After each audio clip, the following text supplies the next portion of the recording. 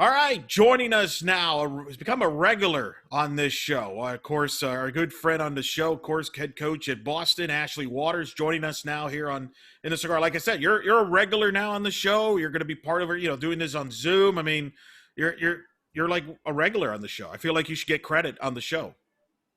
Yeah, no, I completely agree with that. That's a really good assessment. I start to feel a little more comfortable now. My feet are up. I'm a little bit more relaxed. So first couple times I was like, okay. That right? It's always it takes a while to get through the experience that is in the circle here. But let's talk about your team though. Off to another great start this season. Unique because you're limited, as we'll get into, kind of from a scheduling standpoint. Usually you're traveling all over the place. That's obviously not the case this year. But nonetheless, you're 13-1 and you've started conference play already. What have you learned about your team here through the first 14 games? They're just resilient. I mean, they're incredible kids who just love the game of softball. And I think, last year we were off to a really great start. And I think obviously having that halted as everyone else did. That was really tough. It was really difficult. And they went home over the summer and, just regrouped. And the fall, we were fortunate enough that our administration allowed us to practice. And, we were in smaller groups. We were in like groups of 10, but just to be back on the field was really special. And I genuinely believe coming out of the gate in our first weekend against Providence, it was just pure joy. So that happiness, that has resonated. And I feel like, that joy has continued because we've been successful, but, they worked really hard in the off season and we've been really fortunate to, play some really great games to start this year. Take me through this process. Did you have doubts you would be playing right now? And then, how do you come up with a schedule? Because obviously there's restrictions across the country, different restrictions that's too long to even get into. So take me through this process as you get, turn the new year and you're trying to figure out, all right, we're going to be able to play. And then how do we put a schedule together? Yeah, I absolutely had doubts. I think if anyone's looking at Boston University as an institution, I think they can recognize that, we've had a very conservative approach to coming back during COVID times. We wear masks. Everyone in the university wears masks. If you play at BU, you wear a mask. So there's been some pretty strict mandates. And, I know the men's basketball team, got some coverage on that, obviously being a team, and it's one of those pieces where, I think the university safety is the first concern. It's the first priority. And I have to respect that. So, the fact that our athletic administration has been able to, allow, I think at this point, 24 sports have been going. Fall has been able to have a small schedule and then obviously the spring sports. But yeah, it's been interesting. I think as a coach, you can tell we're used to being flexible and adapting. This has definitely been different, trying to schedule people in the region. And, we've played a lot of teams 4 times, which is interesting. I think if you ask anyone, no one wants to play someone 4 times. So that's obviously our conference play as well. But, I'm fortunate. I feel like we have some really great competitors in the Northeast and some really great teams that we've got to work with. And, just getting out in the field, I don't care who it is. I'd play the same team 24 times if it meant that we actually get to play some games. So it's definitely been a trying year, but the silver lining is right now. Getting to see these kids take the field every single weekend has been pretty special. And it's certainly something I won't forget for a really long time. You mentioned the Patriot League playing 4 games. Take me through the league and how they kind of came up with this, because obviously all eyes were on the Northeast, schools. What would happen? Would they be able to play? Well, everybody knows about the Ivy League, but people wondered, would everybody else get to play? What they're going to do, especially with certain conferences like the Big Ten going conference only, for example. So take us through the process as coaches in the Patriot League and how you came up with what you came up with from a scheduling standpoint in conference. Yeah, actually the Patriot League coaches, we were meeting every couple of weeks, every month to actually work together. And I think we worked together brilliantly to come up with a plan that how do we get our kids the most games, and there wasn't an agenda beyond that. It was literally, how do we get these kids to have the opportunity to play?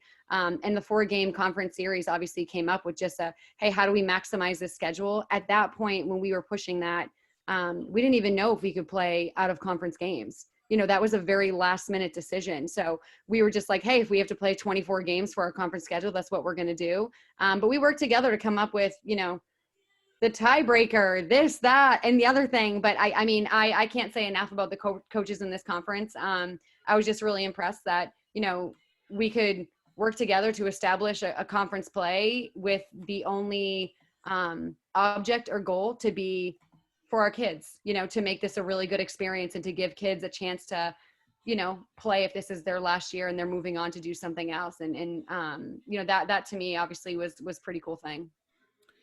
The conference tournament you'll still have it. No, but is it a little different than before? Describe the conference tournament setup this year. So we're going to do the same thing. They're going to take the top 4 teams. You just have to play a minimum of 12 games. Okay. So if you get in trouble with COVID, if, whatever that kind of looks like, obviously we had rain. Us and Lehigh only got the chance to play each other twice. So knock on wood that we stay healthy enough to get to 12. But it's still going to, it's going to be a regular season champion, a Patriot League champion. And, for us, it's just a matter of getting to that 12th game. That's going to be the deciding factor of if you can make the tournament or not. How big of an adjustment is that now? You're prepping for 4-game series as opposed to traditional 3. Puts more pressure on your pitching staffs, as we'll get into. You're fortunate in that regard because you have a good deep staff. But talk about the differences. Is it a big deal? Is it a big thing from a coaching standpoint? I think so. I think obviously when you play a team 4 times, you're seeing the same kids over and over again. So for them to be able to make adjustment, that's the expectation in softball. But yeah, I think it's going to be really challenging. That level of focus, if you think about it, there's 3-game series, Sunday is often a grind, hey, get that one more, right? We got to fight through that one more. And now we're asking them, hey, get up and do it all over again. Our kids are used to a preseason where they play a lot of games and we're traveling around the country. So they know the grind, they understand it. This year, it's just a little bit different. Those 4-game series are coming when it really matters. But I think anyone can take a game at any point. Softball's a really unique sport. I think it's very difficult to win softball games. So to do it repeatedly, that's certainly a challenge, but we are fortunate to have a pitching staff, which is great. Obviously Allie Dubois has taken, a majority of the innings. However, Allie Bowes is coming right behind her, looks great. Emily Gant's back in the mix. And we have Lizzie Avery and we have another kid, Julia Hanfield. So, I will always recruit pitching based on the fact that you never know what can happen and you win and lose in the circle. No doubt about it. And certainly one of the highlights so far in the year is that dramatic come from behind victory against Boston College. You beat them twice, but the most recent one on the 23rd was dramatic. You were down there last 4 outs. Looked like you were going to fall this one for the first time, but no, you're going to drop the game. But no, you came from behind and won it. What did that tell you about your team to kind of come back, beat your in-state rivals like Boston College for a second time in dramatic fashion and in a game that was nationally televised? That's another thing. The game was streamed nationally, and a lot of people probably that hadn't seen your team play got to see them play. Yeah, I think for us, we're a team that needs to be relentless, and I think that's the piece. If we have outs, we have a chance, and that's how it always has to be. Obviously Boston College, it's great to have them so close by and have them in the ACC and get to play really great competition and then in turn, obviously, get over there and get 2 wins. It's interesting. I think with us, we have tried to form our identity and learn at a very fast pace. Who are we? We don't really even know, we're 14 games in and we're still trying to figure that piece out. You're seeing glimpses of it here and there, but the come from behind win at BC to me was a really high point based on the fact that it wasn't really a great game for us. But for us, we were just kind of chipping away and we were able to find a win. And, sometimes the wins aren't pretty, but I'll take a win that is terribly ugly as well. And I think our kids recognize hey, sometimes it's a grind to get it done, but as long as we get it done in the end, we can learn from it and move on and try to get better for the next one. But we were pretty pumped about the 2 BC wins. Now, you mentioned earlier Allie Dubois, who's been a guest on this show. We had her on over the summer when she was honored by the school with her great career. Take us through that process. When did you feel that she would be back? Were you confident she'd be back? And how has she looked now compared to past years when she's been tremendous? She's off to another great start, 9-0 with a .51. What's it been like with her? Allie's great. She's just a kid that absolutely loves to pitch. She is at home in the circle. And, I know that's probably what people say about pitchers, but it's a little bit different with her. I literally have to drag her off the field.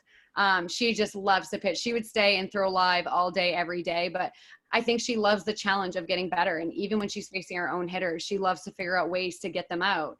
But it's pretty special. She's a kid that every single year she's kind of redefined herself or come up with something new. And, this year we've been really kind of focusing on a screwball, changing levels, going up and down. We're always looking for ways to kind of reinvent it. And she's had a really great start. And I think having people throwing really well behind her is just going to make her that much better too.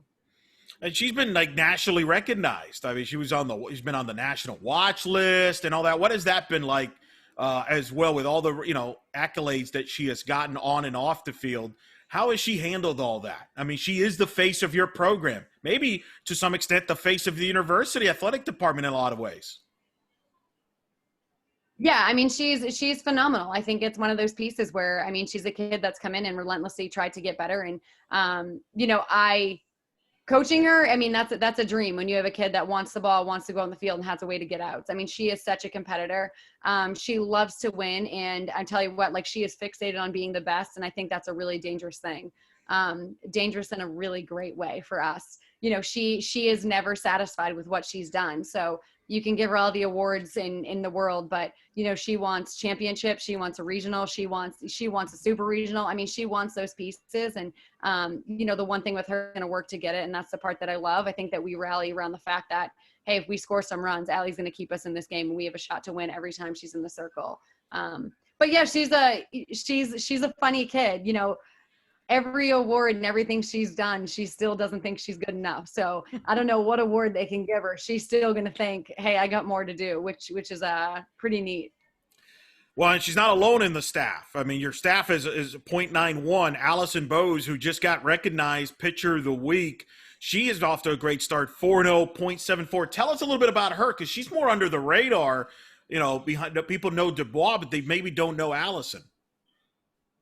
Yeah, we love the end of the radar players. That's good. Allie is incredible. It's Allie and Allie right now. She's a lefty, incredible changeup. I mean, really just like changes levels, mixes really well, can go east, west, can go up and down. She's a kid that came on the scene obviously last year, and then the year was stopped. But, we'd had conversations, and, her ball wasn't moving enough, wasn't breaking enough. And she's a kid that she takes criticism and she gets better. So she brought herself home. I mean, she just worked her tail off, and she's come back. I mean, I believe she's kind of redefined herself and showed exactly what she is capable of. And I've left her in, I've hung her in some really tight situations, and she's proven that, she 100% needs to be in that circle every single weekend. So it's pretty special when you have two Allies, not just one. That feels like a nickname coming. I feel like you got to come up with a nickname there. I mean, with two Allies or something deal there. Is this the deepest staff though? I mean, Emily Gant, I remember, had some big games last year as well. She's doing her part on the offensive side though, so far this season. Yeah, Emily's a phenomenal athlete. I mean, offensively right now, she's killing it. So she's coming back from a little bit of a knee injury. She's working herself back in the mix. So gave her an inning at Lehigh, and, I think she had 2 strikeouts in a week out. So she's kind of, her innings will start to move in the upward direction. She'll start to get more and more. Right now, we were just trying to, get her to a good spot comfortably, and when she felt really confident to be out there. So, she'll chip away and get back in the circle too. So I think the 3 of them are going to be, an incredible force together. But offensively, I mean, the way Emily is performing right now offensively is how I expected her, when she came in. I think for her, she's just matured and I feel like there used to be pitches that people used to actually get her out on, and those are the ones right now that she's hitting base hits off of. So that's a tough out at the plate when she's starting to hit her weaker pitches really well. That's interesting. I did not know that. So you expected her to be this more of an offensive weapon? Because I remember last time we spoke, you talked about her as far as the pitching standpoint, but it's really taken her next level here in the offense this offseason. Yeah, I mean, I genuinely believe that she is just a weapon on both ends. I mean, she's an incredible pitcher, she's an incredible hitter, and she has ridiculous speed. So I think she's one of those people. She's just a pure athlete, a true softball player. And, in regards to what she's doing right now, I think the best is yet to come for her, and she's going to just keep getting better. But offensively, I'm really kind of setting the tone at the top there and driving in runs and making things happen. Who else are some of your leaders offensively here to lead you the way? So Kay Coker, she's in the leadoff spot. So she had an incredible start last year as a freshman, obviously transitioning back in here. I'd say she's a freshman times 2.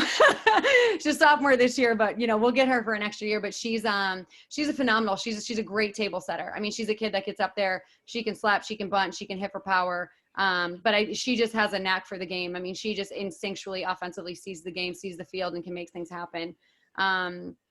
We have Aaliyah Huerta-Lepner, AJ, we call her. I mean, she's just a baller. I mean, that kid is just a true athlete, just like such a natural softball player. Every single day I feel like I'm just impressed. I go back and forth. I'm like, is it the fact that she can casually hit a line drive home run through the bushes, or is the fact that she lays out in the gap and can steal outs? She's someone that to me is just, I'm constantly, kind of looking at her and taking a step back, just being impressed with what she can do and continues to do every single day. And Jen Harita has really stepped up. I mean, she's a senior, and I didn't even start her to, as the year has kind of progressed, she was that kid that like I kept hearing her voice, and she was like, how do I get in the lineup? How do I get in the lineup? And I mean, she's been a spark plug. I mean, she's had some really big RBIs for us in big moments that have, kind of propelled us through games. So, it's been exciting to kind of see the development. We have some younger kids in the lineup that, are obviously kind of figuring it out. Sometimes this is their first time they're failing. So I think we have some big things coming down the path. I think it's them getting through like, oh man, okay, Division I softball is a little bit different. Okay, I'm going to get out. I got to be able to handle that. So I think offensively, this is probably the most depth we've had. We just got to find a way to kind of string it all together. Are you surprised the depth you have, only from the standpoint of, when you got the extra year of eligibility, a lot of your athletes come for academics, not that others don't in other schools, but, BU is one of the great institutions. So, a lot of times you're preparing for life after softball while you're playing softball. So take us through that process. The season gets shut down last year. The seniors everybody gets an extra year of eligibility, but in your case, I mean, take us through that process from a roster standpoint? How does that affect a school like BU as far as the roster, not just for this season, but moving forward? Yeah, I mean, it's really tough. And I think everyone around the country is probably having the same challenge. And, we had two seniors last year, Lizzie Anarino and Kaylee McGain. And Lizzie's at law school at Vanderbilt, and Kaylee has an incredible job in downtown Boston. I mean, these kids are, they're academic, but they're planning for their life. And, softball is a big part of it, but it's not the only part. And I think that's the piece. A lot of these kids who have given their COVID year back, the one incredible part about it is an institution like Boston University, if you can walk out of there with an undergraduate degree and a master's degree, I mean, you're set. So a lot of them, it's a really exciting time that, hey, their academic curriculum and what they're planning for, they can actually enhance it. They can add more rigor. They can challenge themselves a little bit more because they know in the end now they're shooting for 2 degrees, not just 1. But yeah, number wise, it's really difficult because I think, you're trying to plan ahead and recruit. And I feel like my classes are getting smaller and smaller because people are going to stay and they want that year back. So it's been really challenging. And, I don't want to carry a massive team. I want kids that have an opportunity to get on the field and have a chance to really compete and really play. I feel bad for the high school kids right now. I think it's really tough. I think there's a lot of kids, even in the transfer portal, that want a home. And I don't know if there's many homes out there, which is really tough for the softball world, because I think some really great kids are going to get passed up. Yeah, no, I agree, and it's going to be an interesting next couple of off seasons from that standpoint. We're speaking with Boston head coach Ashley Waters here on In the Circle. It's your 6th season. Does it seem like it's your 6th season? Is that right? Like, does it feel like it's? How does it feel? So, time flies. The other day, I was like, "Am I a veteran coach now? When do I get that label?" I couldn't have been lucky here to Boston University. And I absolutely love my kids. I mean, these student athletes are just so incredible, so special that, I mean, they've made this experience like a dream come true. So I love high academic institutions for what they stand for, in a sense of, these kids come here and they're biomedical engineers, or they're pre-med, or they're pre-law, or they're business, or, it's something that's really special to me to see them excel kind of in both fields. So, 6 seasons, man. I do I look older? I feel like when I see pictures, I'm like, oh man, I looked a lot younger 4 or 5 years ago. You fooled me. I'm the one that looks older.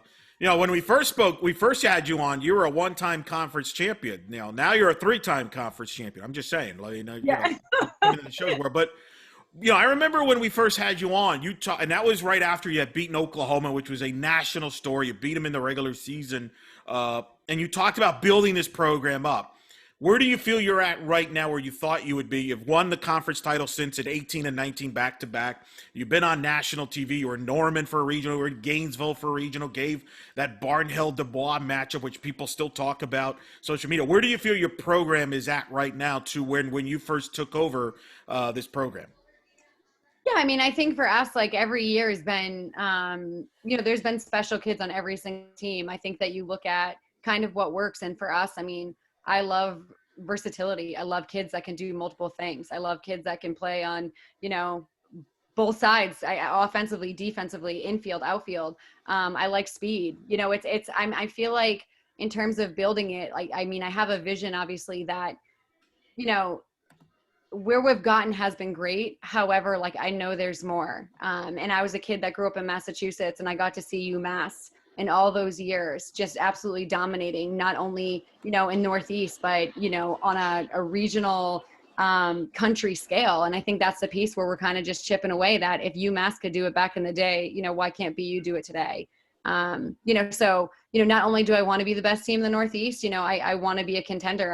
I look at JMU, I look at Hofstra. I mean, these schools, they've been able to like chip away and get themselves on a national stage. And, I think that's the piece with us. We're going to continue to kind of push the boundaries and chase big time recruits and see what we can get. But definitely something special here. And I feel like the kids are what make it that way. So just finding that right fit of those kids that want to work and grind, and they're not scared of anyone. No. And talking about your staff, you've had Becca Carden there with you since day one, and then Ashley Obrest, who obviously from the BC days is on your staff. Just talk about your staff and the dynamics there, because obviously you've had to lean to with them here over the last year, especially with all the navigating you've had to through with the protocols and things. But to have an experienced staff with Becca, obviously, who's been there with you as your right-hand person since day one, and then Ashley, who's got obviously experienced coach as a head coach. Yeah, I mean, Becca's incredible. Obviously for us, I mean, it's just a really great tandem. I mean, I'm more kind of in your face, outgoing, loud, and she is very passive and kind of set back. And I feel like the team has a really great balance of who they go to. So I get all the loud crazies, and she gets the really sweet, soft, calm kids. But it's been a really great balance. I mean, she takes the outfield, and we've always had I believe one of the best outfields in the country. I mean, they're incredible. She's done a really great job, and she's a very good balance to offset me. Ashley has been a wealth of knowledge, the most, brilliant addition to our program. I mean, the kids absolutely adore her. They love her. She's someone who absolutely knows the game, and her approach to it is really aggressive, and it's offensive minded. And I love that part. So she's really kind of like taken over with the hitters and really trying to, I would say, hitters and infield. She really has her like kind of hands on in the mix, but the three of us do everything. And it's a great thing when we can communicate with one another. But I really respect what Ashley and Becca have to say. So, it's been a really great staff to feel like, hey, how do we challenge one another to get better? But how do we make this team better? And at the end of the day, the three of us just want to win championships. So whatever is best for this program, we're going to kind of do. And it's a very unselfish, nobody cares about the credit. We just want to get it done. I think that's the part that matters most. How was the transition with you and Ashley? Ashley was a head coach, ran her own program, so she's got I'm sure has her ideas, but you want some of those ideas, but it's your program. And it reminds me a little bit of, I had Kenny Gajewski on recently, and he's talked about that because he brought in John Barfeld. Similar situation. They competed against each other, Tulsa and Oklahoma State, and then all of a sudden Coach Barfeld joins his staff, and he admitted, look, it took a time to adjust from his standpoint, because he wanted John to kind of give him that feedback. And John was hesitant because, hey, it's not my program. And so it's very fascinating dynamic. I'm curious if it's the same with you both, because you both competed against each other for a while, right? Probably for the same kids and recruiting. And now all of a sudden you're joining forces. What was that transition like? Yeah, I mean, Ash and I have known each other for a really long time. And I think the one piece about her being at BC and me being at BU is it was interesting. We ran camps together. We practiced at their facility. It was kind of constant like connection, right? So I got to see her up close and personal in terms of like when she was coaching at BC and then obviously vice versa. I don't know. I think the adjustment has been really easy and almost seamless. Like she has her opinions and she has her thoughts and she's quick to kind of share them and give them to me, but like she never oversteps. I think Ash just at the end of the day loves the game of softball and loves to coach, and I think that that's like resonated. Our kids really respect that. I mean, she just has a passion for the game. So whether it's hitting extra ground balls or fly balls or, extra BP, whatever it is. I mean, she's always the person to kind of say yes and go that extra mile, which is pretty cool. But no, it's been really amazing. And, just to see her, you never really know what goes on inside programs, right? So I've always feel like I've seen her up close, but like it's always been somewhat at a distance. And, to get to see her work with our kids on a daily basis and see what she's like, she loves the game, and that has kind of spilled over on them, which is really cool. So I love her approach. I mean, she's just like blunt and to the point, right? There's no like extra talk around it. It's just, hey, that's got to be better. Hey, you got to move your feet, like little things like that. But our kids respond really well. So I do think we have 3 really different people, really different approaches. And I think the team gets better because of that. So, you know, I mean, I hope, obviously, you know, I'm speaking on her behalf, but it is true. I do want to hear what she has to say. And that's the part that like has been really cool. I mean, we've seen things very differently at different points, and to kind of work together to figure out what that best option is. I mean, that's the part that I love about. That's healthy though, right? Because that's what Kenny wanted. That's what it get. Because if you have the same ideas, you can't grow, right? And sometimes it's good to have different ideas from somebody else, especially somebody you respect, right? That's kind of and help to grow the program. Yeah. And I think it's funny too, because I'm sure my brother's going to listen to this. And a couple of years ago, he was my volunteer, and he was like, you don't take criticism very well, and you just go with your own ideas. So at the time, I'm like, is that just a family member talking? But, you know, it's one of those pieces that as a coach, I think any coach will tell you, you have to grow and evolve. And I think I've had to like mature, and I've had to grow, and I've had to say, okay, maybe my way isn't always the best way. There's other ways to do this. Like, let me see what that looks like. And I do feel myself more now than I ever have saying, hey, what do you think? Do you think we should do this? What are your thoughts? What do you know? And it's been really good to hear something different than what I was actually thinking, and be able to kind of challenge myself to try those things. Now, I know you're all not necessarily from Boston, but you all have been in Boston for a long time. So I'm going to treat you like you're Bostonians. What's the reaction over there with Tom Brady winning the Super Bowl in Tampa Bay? Okay, I got to tell you, like, I mean, I'm happy for the guy, because I'm like there's nobody better. And I think I feel like I grew up in Massachusetts my whole life. I've been here. We were spoiled, right? We were spoiled, like, just, and I love it, right? They call us the city of champions, and I like live for that. I love it. I love sports. I love all sports. And, you know, between like the Bruins, the Celtics, the Red Sox, and the Patriots, at one point we were like on top of the world. So, you know, I feel like we're going back now to, you know, when my parents were growing up and they were suffering miserably from losing all the time. Right. So like we're transitioning back. So we won, we're on top. We just got to kind of climb our way. So I have faith in Belichick that he'll figure it out. But man, the Brady thing, is that why you got the hoodie? Is that why you're wearing the hoodie in honor of Belichick? Is that your Belichick hoodie honor tribute? Oh wait, yeah. You can't see, but the sleeves are cut off. Yeah. Oh, very good. It's been weird. You had Tom Brady win a Super Bowl in Tampa. Mookie Betts wins a World Series in Los Angeles. It's got to be weird for Boston fans a little bit. Yeah, I mean, it's. I don't know. Maybe my next job will be I'll be running those organizations to tell them we shouldn't let go of the greatest players of all time. You do realize no one's going to feel sorry for you for all the championships the city's won. I don't, you know. Yeah, no one seems to show remorse, you know, but we feel it in our own way. Yeah. I've asked you this before, but it's so fascinating about BU because you have a great athletic department, so unique. Everybody thinks of the hockey. It's so, what is that like to be at a school where it's really more known for hockey, you know, from that standpoint, and you're building it now towards softball. You've mentioned the basketball program, but you're not dependent on football. It's a lot of different sports. What has that been like in BU? Yeah, I mean, I actually feel like, I love the men's hockey coach. Him and I are really close. So we have a lot of conversations, which is really kind of cool to be invested in their program and have him invested in ours. I think that's really neat. But, you know, it's an institution that doesn't have football. And, you know, our women's basketball team is like slowly but surely kind of climbing the ladder and getting themselves to the top. And I think there's a real support for women's sports. And I think that's really great, you know? So I feel like when you come to this institution, you know, you're going to have a first-class academic experience. And then on the other end of it, you're going to have a first-class athletic experience because there's no one outshining anybody. You know, I feel like we're just kind of grinding, playing our thing. There's some that can contend for national titles. There's some, you know, who are going to contend for league titles. I think we're all kind of in this separate world, yet somehow working really closely together. But it's a pretty special place. It's unique to not have baseball or football. So I think it's great for softball. I feel like we've done a really great job of being noticed and being really good members of the BU community. And if we can shed light on BU and we can show it in a really great positive way and on ESPN or wherever, I mean, that's amazing. We're really proud to represent it. Well, and I brought it up because, you know, obviously we're a softball podcast, but I was watching the Frozen Four. Both the women have been, you know, just wrapped up, and then the men's is going on. And I thought of that because We focus on, man, softball. We lost a year of softball, but it wasn't just softball. You kind of see it up. You saw it up close with hockey. I mean, that's a big deal up there to lose the hockey season in college hockey. We tend to forget that it's not just a softball thing, and you got to kind of see that. Did that help you kind of cope with that? Because it wasn't just softball. You saw it. You had the hockey coach. Everybody had to deal with it.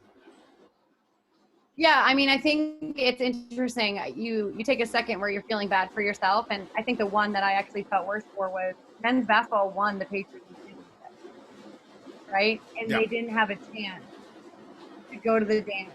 And I think for me, that was probably the one that I said, you know what, like this is really difficult and it sucks. But think about how bad it is for those kids, you know what I mean, who work so hard to win a championship and it's just halted. And that championship can't be taken away from them, but you just never know what can happen on that big stage. It's such a cool experience, and you want people to be able to feel that. And I felt grateful that I had an experience with my kids that they were able to feel that at some point. And the two seniors graduating have been able to feel that.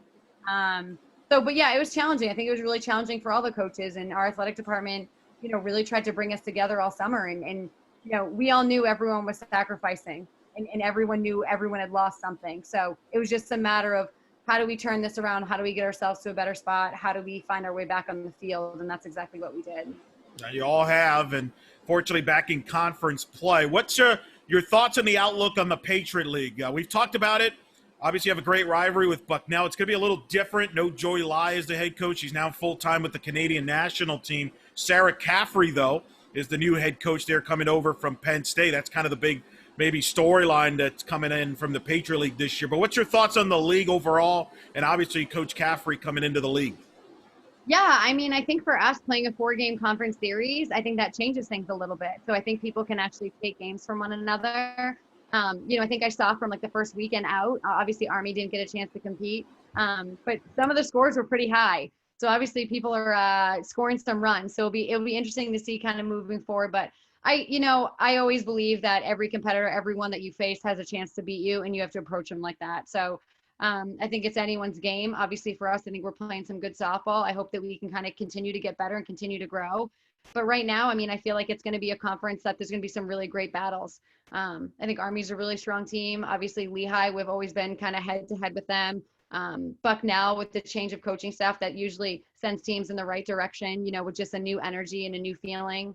And then you have Holy Cross, who has a great pitcher, and Lafayette, who obviously scrapped some runs this weekend, which is awesome. So yeah, I mean, I love it. I want people to be good. I want it to be a challenge. I think that's exciting. The 1-0 games, those are the ones you live for, right? Where your heart's beating a little bit faster. I think those are really cool. And whether it goes your way or doesn't go your way, I mean, that's what makes sports so special. No doubt about that. Last question before we let you go. What's going to be the keys for your team as you move forward to accomplish your goals internally that you either need to improve on or not need to do to accomplish those goals? Yeah, I mean, I think for us, obviously, we just need to continue to get better every single day at practice and, learn from our mistakes and not make the same twice. So, I'm a big person. I don't like repeating myself. I don't like saying the same things, right? We got to make adjustments. We have to make them quick. This is a shortened year. So, it's a matter of we usually have an incredibly difficult preseason and playing the best in the country, to shine light on things, to show us what we need to improve on, to show us where our weaknesses are. It's been definitely a shortened year that we've had to try to figure those things out. So as long as we're playing our best softball in end of April, May, usually that sets us up to a pretty good start. But it's going to be offense and it's going to be pitching. So, my expectation, defense needs to make plays. They always need to make plays. They know that. But, if we can score some runs and our pitchers can hold us in some things, it'll be a pretty special year. We're just happy to see him on the field, all right? It's a great problem compared to where we were a year ago. Ashley Waters, head coach at Boston, joining us here on In the Circle. Coach, I enjoy these. This is like we're doing this annually. I'm enjoying it. We'll do it more often, and just glad to see you. Glad you're all doing well, and good luck the rest of the way. We'll definitely talk soon. I appreciate you. Thank you so much.